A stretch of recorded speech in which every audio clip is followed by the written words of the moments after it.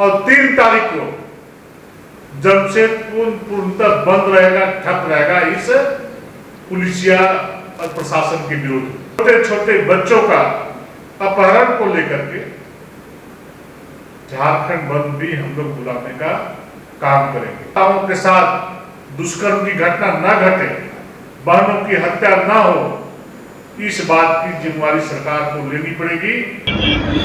जमशेदपुर हत्याकांड को लेकर पूरे राज्य भर में सरगर्मी छाई हुई है। इसी क्रम में आगे बढ़ते हुए आज बीजेपी प्रेस कॉन्फ्रेंस का आयोजन करती है और बीजेपी अध्यक्ष आदित्य साहू प्रेस कॉन्फ्रेंस में तमाम तरह के सवाल उठाते हैं और हेमंत सरकार पर हमला बोलते हैं। पहले चलिए डिटेल में समझते हैं कि उन्होंने इस प्रेस कॉन्फ्रेंस में कहा क्या। मुझे लगता है कि झारखंड प्रदेश की झारखंड अलग राज्य हुआ था, इस सोच और सपने के साथ नहीं किया गया था कि पुलिस के पदाधिकारी मार्गदर्शक बने रहे और अपराधी किसी युवा का पुलिस के सामने दौड़ा दौड़ाकर और उनकी गाड़ियों से घसीटकर और गाड़ियों में घुस करके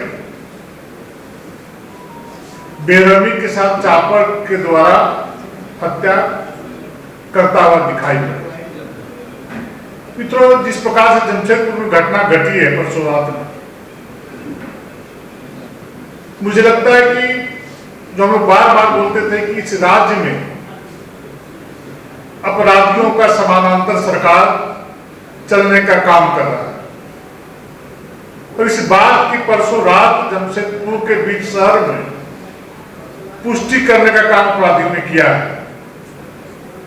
जिस प्रकार से वीडियो में जो दिखाई पड़ रहा है, एक जुए साथी को जो कर्णी सेना का सदस्य है, किस प्रकार से अपराधी उसको बेखौफ होकर के दौड़ा दौड़ा करके उनकी हत्या करने का काम कर रहे हैं। उस वीडियो को जब गहराई से देखेंगे तो आपका शरीर का एक एक रोआ कांप जाएगा। दौड़ते दौड़ते जब परेशान हो गया तो पुलिस की गाड़ी में जाके घुस गया वो बच्चा और पुलिस वहां पर खड़ी है, लेकिन पुलिस वहां पर कोई कार्रवाई नहीं कर रही है। पुलिस के सामने अपराधी नंगा नाच करने का काम कर रहे हैं, पुलिस के सामने उस जुआ की हत्या करने का काम करने का कार्य कर रहे हैं।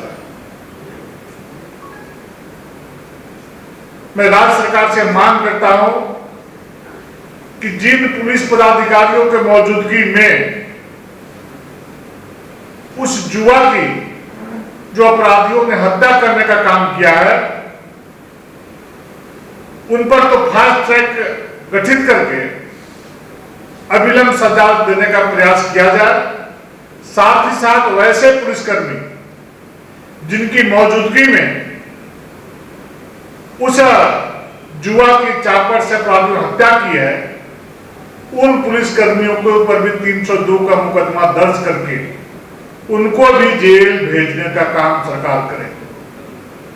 जब तक इस प्रकार की घटना की कार्रवाई नहीं होगी, तब तक पुलिस मार्गदर्शक बन करके वहां पर देखने का काम करेगी, तमाशा देखेगी। कैसी पुलिस व्यवस्था है? क्या अपराधी इतने बेखौफ? पुलिस प्रशासन का भी काम रह गया है कि रात के अंधेरे में बालू की गाड़ियां, कोयले की गाड़ियों का गिनती करना, उनसे अवैध रूप से पैसे की तस्वीर करना। कल की घटना है, ड्यूटी के सब रजिस्ट्रार को रामगढ़ जिला में उसके गांव स्थित एक भूखंड का विवाद था। पता नहीं क्या कारण था, तो आंतरिक विषय उन लोगों का, परंतु उनको जिस प्रकार से घेर घेर करके उसकी हत्या की गई है, सरकार को शर्म आनी चाहिए। सरकार में बैठे लोगों को शर्म आना चाहिए।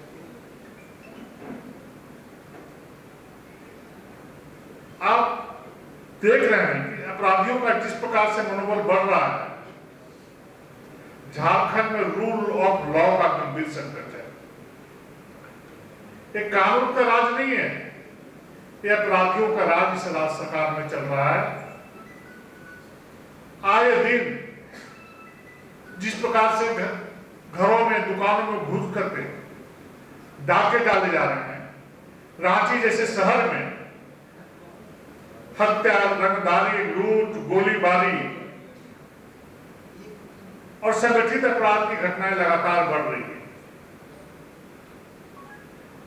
जमशेदपुर सहित रांची सहित पूरे राज्य में कानून व्यवस्था ध्वस्त हो चुकी है। अपराधियों के हौसले बुलंद है। पुलिस का भय बिल्कुल खत्म हो चुका है।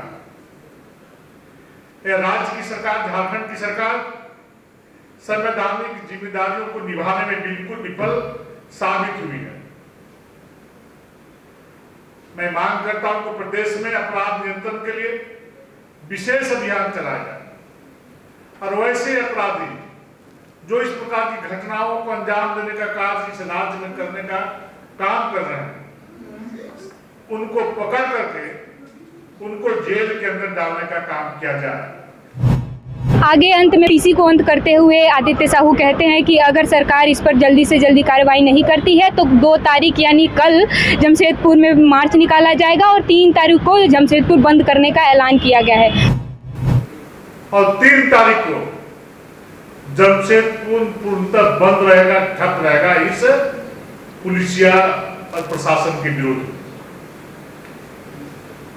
और आवश्यकता पड़ेगी तो पूरे राज्य को भी कानून व्यवस्था के खिलाफ, कानून व्यवस्था विफल होने का मामले को लेकर के, बेटी बहनों के साथ अन्याय और अत्याचार होने का विषय को लेकर के, छोटे छोटे बच्चों का अपहरण को लेकर के झारखंड बंद भी हम लोग बुलाने का काम करेंगे। अगर यदि सरकार कार्रवाई नहीं की तो सरकार